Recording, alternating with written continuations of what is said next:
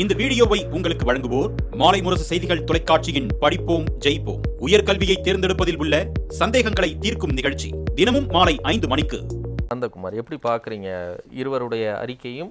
யார் தரப்புல அதிக உண்மை இருக்கு, நியாயம் இருக்குதா பார்க்குறீங்க? ஒரு ஜனநாயகத்தில் ஒரு எதிர்க்கட்சி தலைவர் குரலை எழுப்புறது ஜனநாயகத்துக்கு உண்டான ஒரு அடிப்படை. என்றைக்குமே அது ஆளுங்கட்சிக்கு அவங்க தான் கேள்வி எழுப்பணும், அதுக்கு உண்டான தக்க முறையில் ஆளுங்கட்சி பதில் அளிக்கணும். இப்போ இன்றைக்கி இந்த அறவேக்காட்டுத்தனம் அது இதுங்கிற வார்த்தைக்குள்ளாரெல்லாம் போக வேண்டாம். நீங்கள் யார் பக்கம் நியாயம் இருக்குன்னு ஒரு கேள்வி கேட்குறீங்க. இன்றைக்கி திமுக கொடுத்த வாக்குறுதி எத்தனை வாக்குறுதி கொடுத்தாங்க? 505 வாக்குறுதி கொடுத்தாங்க. நீங்கள் சொன்ன மாதிரி இன்றைக்கி ராசா அவர்களும் திமுக காரங்க பேசுகிறது எல்லாமே 98% நாங்கள் நிவர்த்தி பண்ணிட்டோன்றாங்க. 505 பெருக்கல் 98 எத்தனை? 497. அப்போ இவங்க கொடுத்த 505ல் இன்னும் 8 வாக்குறுதி தான் நிறைவேறாமல் இருக்கா? அப்போ இது எந்த இடத்துல அறவேக்காட்டுத்தனம் இருக்குங்கிறது பொதுமக்களுக்கு தெரியாதா?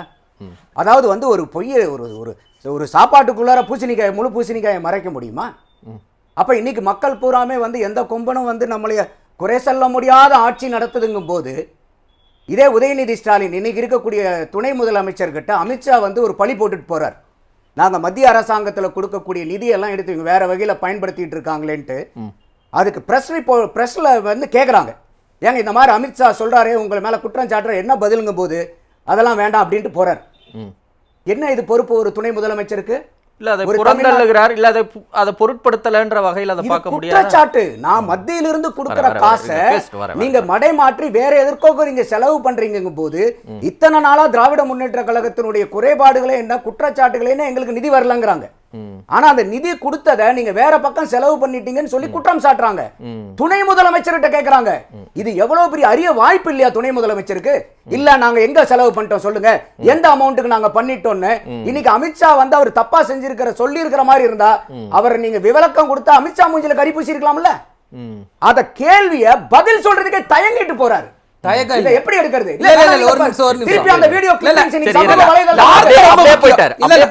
வார்த்தை முக்கியம். அந்த அவசியம் நான் கேட்டேன், பொருட்படுத்தாம அதை கடந்து போறாரா? அதாவது நான் ஒரு தமிழக குடிமகனா என்னுடைய துணை முதலமைச்சர் இந்த மாதிரி ஒரு மத்திய அரசாங்கத்தினுடைய குற்றச்சாட்டுக்கு என்ன பதில்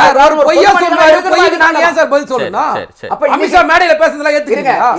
பொதுவெளியில அமித்ஷா பேசுறது குறிக்கிறாம நீங்க பொய்யான தகவல் பொய்யான நாங்க கடந்து போறோம்ன்றாரு.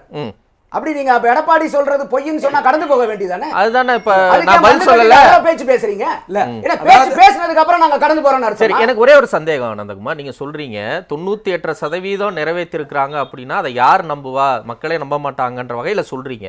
சரியா ஒரு வருஷத்துக்கு முன்னாடி நடைபெற்ற நாடாளுமன்ற தேர்தலில் புதுவை உட்பட 40க்கு 40 ஒரு பெரு வெற்றியை திமுக கூட்டணிக்கு கொடுக்குறாங்க. அப்பயே அவங்க சொன்னாங்க, நாங்கள் சொன்னதை செய்தோம், சொல்லாததையும் செய்தோம், அதனால மக்கள் எங்க பக்கம் நிற்கிறாங்கன்னு. இப்போ 40க்கு 40 பெருவெற்றியை மக்கள் கொடுக்குறாங்கன்னா அப்போ இவங்க சொன்னதை செஞ்சிருக்காங்கன்னு சொல்றதை ஏன் நம்ம நம்பக்கூடாது, ஏன் நம்ப முடியாது? நம்ப முடியாது. ஏன்னா டெவில் லைஸ் இன் தி டீடைல்னு சொல்லுவாங்க. நீங்க வெற்றி பெற்ற எண்ணிக்கையை மட்டும் நீங்க பாக்குறீங்க. இன்னைக்கு 2019ல் திமுக 22 தொகுதி நிக்குது. அவங்க கூட்டணி கட்சி நின்னதெல்லாம் உதயசூரியன்ல மதிமுக நிக்குது, அதை எடுத்துருங்க. ரவிக்குமார் நிக்கிறார், அதெல்லாம் எடுத்துருங்க. உதயசூரியன் மட்டும் 22 சீட்டு நிக்குது. 1,27 லட்சம் வாக்கு வாங்குறாங்க. இதே இந்த சட்டம் பாராளுமன்ற தேர்தலில் 23 சீட்டு நிக்கிறாங்க, ஒரு சீட்டு கூடுதலா நிற்கிறாங்க. அன்னைக்கு வாங்கினது 1,27 லட்சம் வாக்கு, இன்னைக்கு வாங்கினது 1,17 லட்சம் வாக்கு. அப்ப நீங்க அந்த ஒரு 1,27 வகுத்தல் 22 பெருக்கல் 23 போட்டீங்கன்னா சற்றேறக்குரிய 11 to 12% திமுக அவங்க வச்சிருந்த வாக்கு குறைஞ்சிருக்கு. சரிங்க. ரெண்டாவது ஒரு நிமிஷம் சொல்றேன். நீங்க மக்கள் ஏகோபித்த கருத்து கொடுத்துட்டாங்கன்றீங்களா, அதுக்காக சொல்ல வரேன். இதே திமுக 23 இடத்துல நின்ன தொகுதியில 2 தொகுதியில தான் 2019ல் வாங்கின வாக்கை விட கூடுதலா வாங்கியிருக்காங்க. இல்லங்க, அப்ப எதிர்க்கட்சி இப்ப ஆளுங்கட்சி இல்ல. நம்ம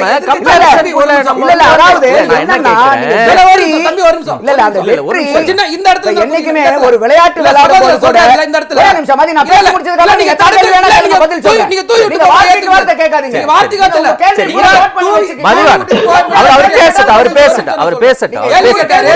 தலைப்புக்குள்ள அவர் பேசல. முதல் கேட்டேன், கொஞ்சம் ஏன் கட்சியை பத்தி பேசணும் பதில் சொல்லுங்க.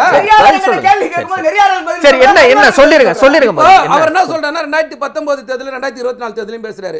2019 எத்தனை முனை போட்டி பண்ணது, 2024 எத்தனை முனை போட்டி நடந்தது, மக்கள் வாக்காளர்களுக்கு எத்தனை வகையான ஆப்ஷன் இருந்ததுன்றதை சேர்த்து பேசணும். ஒரு அரசியல் ஆரம்பிச்சுன்னா அதான் கணக்கு. ரைட். அப்ப 2 அணி இப்ப பெரிய 3 அணி 4 அணி அப்படிங்கிறது அவருடைய கணக்கு. இவங்க தான் சொல்றாங்களா அந்த அணிலாம் ஒரு அணிக்கு உதவாதுன்றாங்கல்ல. ஏங்க ஒரு அணி சொல்லுங்க. நீங்க பேசுறது 1% அதத்தான சொல்றீங்க நீங்க. மதிவாணன் இருங்க. என்னைக்கு நீங்க எதிர்க்கட்சிகளா சொல்லிட்டீங்க, வெயிட் பண்ணுங்க. அவர் பேசட்டும். இன்னும் 2 விருதுல இருக்காங்க. அப்போ நான் எதுக்காக சொல்ல வரேன்னா, நீங்க வெற்றியை மட்டும் பார்க்காதீங்க. Devil lies in the detail. நீங்க போய் பாக்கும்போது அண்ணா திமுகவோட வாக்கு குறைஞ்சிட்டே வருது.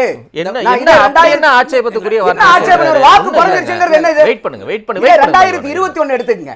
2021 தேர்தல்ல அவ்வளோ ஆன்டி இன்கம்பன்சி இருந்துச்சு. 10 வருஷம் அதிமுக ஆட்சியில ஜெயலலிதா அம்மையார் இறந்திருந்தாங்க. ஜல்லிக்கட்டு போராட்டம், எண்ணற்ற போராட்டங்கள்.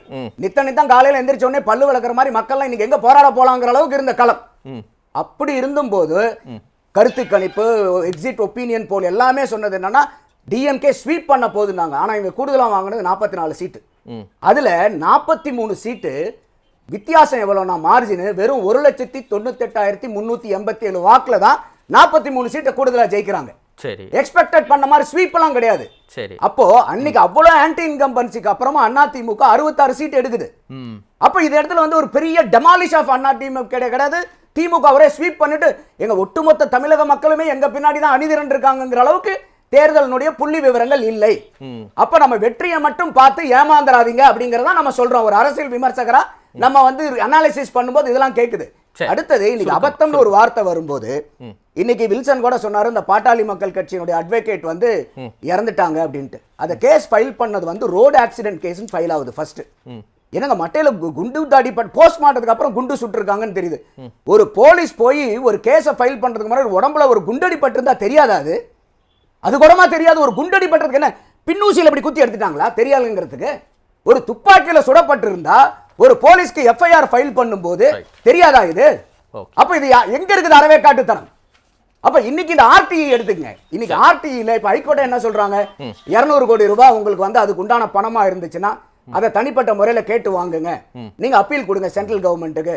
அந்த 2151 கோடியில இது 200 கோடி தனியா எடுங்க. அதே மாதிரி இது கன்கரண்ட் லிஸ்ட்ல இருக்கனால ஸ்டேட் கவர்மெண்ட்டுக்கு ரெஸ்பான்சிபிலிட்டி இருக்கு. இந்த 200 கோடி ரூபாய்க்காக இப்ப மதி கூட சொன்னாரு 55,261 கோடி ரூபாய் நீங்க எஜுகேஷன் பட்ஜெட் போட்டிருக்கீங்க.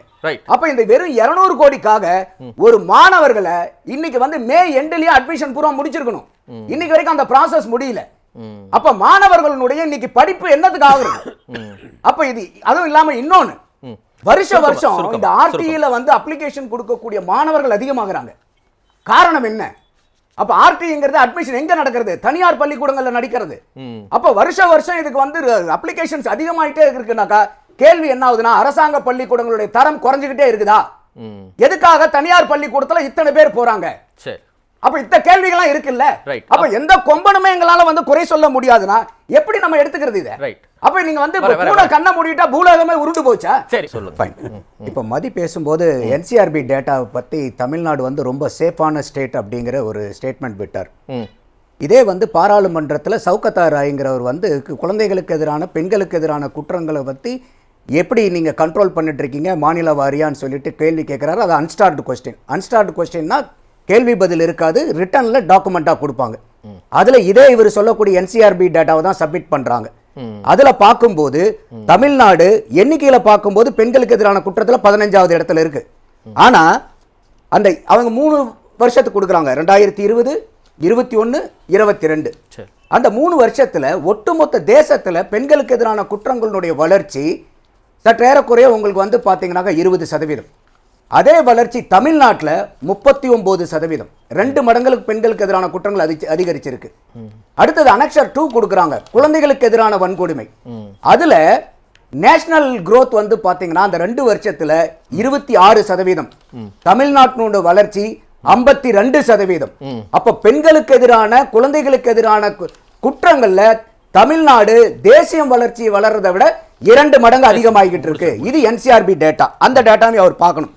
அடுத்தது மதுக்கூர் சொல்லும்போது சொன்னாரு, இந்த மாதிரி எடப்பாடியார் அவர்கள் வந்து முதலமைச்சராக இருந்தபோது எப்படி பேசினாரோ அந்த மாதிரி இப்போ ஆளுங்கட்சியில் பேசணும். அதே தானே நம்ம இப்போ வந்து ஸ்டாலின் ஐயா அவர்களுக்கும் அப்ளிகபிள் பண்ணி ஆகணும். எதிர்க்கட்சியா இருந்த போது நீங்க என்னென்னலாம் போராட்டம், எதுக்கெல்லாம் போராட்டம், என்னென்னலாம் வாக்குறுதி, எண்ணற்ற வாக்குறுதி. அப்ப இன்னைக்கு ஆளுங்கட்சி வந்ததுக்கு அப்புறம் ஏன் மறக்கறீங்க? அதனாலதான் இன்னைக்கு வந்து இதுல ரொம்ப ஃப்ரஸ்ட்ரேட்டான கவர்மெண்ட் எம்ப்ளாயிஸ் என்ன சொல்றாங்க, அப்ப நீங்க எதிர்க்கட்சி தலைவரா இருந்தீங்கன்னா தான் மக்கள் மேல அன்பு, அனுசரணை, அக்கறை, பாசம் எல்லாம் இருக்கும். அப்ப வரப்போற தேர்தலில் நாங்க உங்களை எதிர்க்கட்சி தலைவராரியோ அமைய வைக்கிறோம் அப்படிங்கறத அவங்க சொல்றது. அடுத்தது வந்து பாத்தீங்கன்னாக்கா இன்னைக்கு மாநில உரிமையை பத்தியும் பேசினாங்க, மதுக்கூரும் அவரும் பேசினார். இதே வந்து இந்த சட்டமன்ற கூட்டத்தொடரில் முடிஞ்சதுல வந்து ஸ்டாலின் அவர்கள் 3 பேசுறார். Rajamannar committee, Sarkaria committee, Punchhi committee. 51 வருஷத்துக்கு முன்னாடி இதே சட்டமன்றத்தில் நாங்க தீர்மானம் போட்டு அனுப்பிச்சோம், இந்த மாநில சுயாட்சி வேணும், மாநில உரிமைகள் வேணும்னு. இவர் சொல்ற இந்த 3 கமிட்டி எப்ப வந்துச்சு? முந்தானேத்தா, 20 நாளைக்கு முன்னாடியா? இது வந்ததுக்கு அப்புறம் தான் இவங்க 17-18 வருஷம் மத்தியில பாரதிய ஜனதா காங்கிரஸ் ரெண்டையும் சேர்த்து திமுக 17-18 வருஷம் மத்தியில பவர்ஃபுல்லான மினிஸ்ட்ரியில உட்கார்ந்துட்டு இந்த கேள்விக்கெல்லாம் உங்களுடைய மாநில உரிமைக்கு உண்டான குரல் எங்க போச்சு? இந்த கேள்வியை நானே கேட்டிருக்கேன். அதுக்கு அவங்க என்ன சொல்றாங்கன்னா, அந்த காலகட்டத்திலெல்லாம் இல்லாத மாநில உரிமை பறிப்புகள் இந்த பிரதமர் நரேந்திர மோடி ஆட்சி காலத்துல மாநில உரிமை பறிப்பு ரொம்ப வேகமா நடந்துகிட்டு இருக்கு. சோ அதை மீட்டெடுப்பதற்கு மறுபடியும் ஒரு முயற்சியாத்தான் இப்ப ஜோசப் குரியன் தலைமையில ஒரு கமிட்டி அமைக்கிறோம் அப்படின்னு. அப்ப அந்த காலகட்டத்துக்கு இந்த காலகட்டத்துக்கு வேறுபாடு இருக்குன்றாங்க. அப்படி ஏக்கரமா இருந்தா இந்த 3 கமிஷன் எதுக்கு அன்னைக்கு வந்துச்சு? அன்னைக்கு உறவு சரியில்லை, மாநிலத்துல உரிமை இல்லைங்கிறனால இந்த 3 கமிஷன் வந்துச்சு. இதை யாரு குறிப்பிடுறா? முதல்வர் தானே குறிப்பிடுறாரு. அப்ப அப்பயே இந்த பிரச்சனை பஞ்சாயத்து ஓடிட்டு இருந்துச்சுல. அப்ப நீங்க பவர்ஃபுல்லான மினிஸ்டர். அப்ப வந்து மன்மோகன் சிங் என்ன சொல்றாரு? ஸ்டாலின் ஐயா அவர்களுடைய அறிவுரையின் பேர்ல தான் நாங்க மத்தியில் ஆட்சியை நடத்துறோம்னாரு. கலைஞர் கருணாநிதி அவர்கள் பேர்ல தான் நாங்க ஆட்சியே நடத்துறோம்னாரு. அப்ப நீங்க ஆட்டோமேட்டிக்கா செஞ்சிருக்கலாம்ல, அதை ஏன் செய்யல?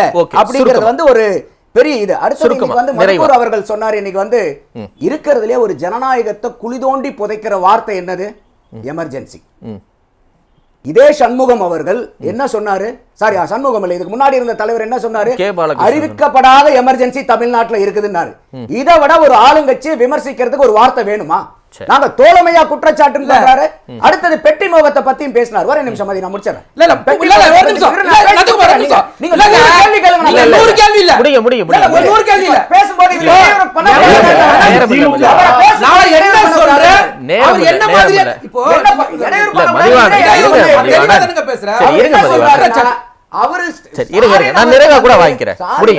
உங்கள் தொகுதியில் நான்கிற பெட்டியை கம்பேர் பண்ணி பேசும்போது அவர் இந்த குற்றச்சாட்டை முதல் சொல்றாரு, எடப்பாடிக்கு பெட்டி மேலதான் இருக்குன்னு.